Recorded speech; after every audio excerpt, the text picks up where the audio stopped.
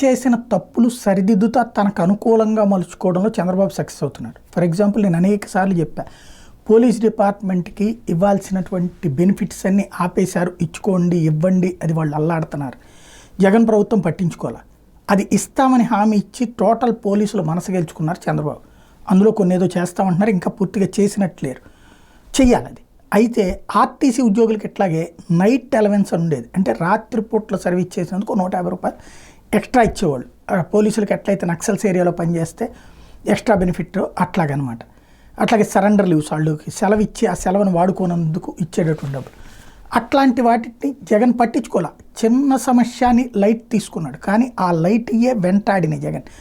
అట్లాగే ఇప్పుడు ఆర్టీసీ ఉద్యోగుల విషయంలో కీలకమైనటువంటి నిర్ణయం తీసుకుంది బాబు సర్కార్. ఓ రకంగా రవాణా శాఖ మంత్రిని కూడా ఇందులో అభినందించాలా. బాబు గారి దృష్టికి తీసుకెళ్లి పరిష్కరించినందుకు. ఏపీఎస్ఆర్టీసీ దూర ప్రాంత సర్వీసుల్లో విధులకు వెళ్లే డ్రైవర్ కండక్టర్లకు నైట్ అవుట్ బత్యం 150 రూపాయలు చెప్పి చెల్లించాల ప్రభుత్వం ఉత్తర్వులు జారీ చేసింది. కొన్ని నెలలుగా ఈ బత్యాలు నిలిపేయడంతో ఉద్యోగ సంఘాలు పదే విజ్ఞప్తులు చేసిన నేపథ్యంలో ఆర్టీసీ అధికారుల నుంచి ప్రభుత్వానికి ప్రతిపాదన వెళ్తే రాష్ట్ర రవాణా శాఖ మంత్రి రాంప్రసాద్ రెడ్డి దీని మీద దృష్టి సారించడంతో పాటు తాజాగా ప్రభుత్వం ఉత్తర్వులు ఇచ్చింది. 6 గంటలకు పైగా రాత్రి సర్వీసులో విధులకు వెళ్లే సిబ్బందికి రోజుకు 150 రూపాయలు చెప్పిన జీతంతో పాటు చెల్లించబోతున్నారు. దీనివల్ల నిత్యం 3000 రాత్రి సర్వీసుల్లో విధులకు వెళ్లే డ్రైవర్ కండక్టర్లకు మేలు చేకూరబోతుంది. ఉత్తర్వుల మీద అన్ని సంఘాలు కూడా హర్షం వ్యక్తం చేసినాయి.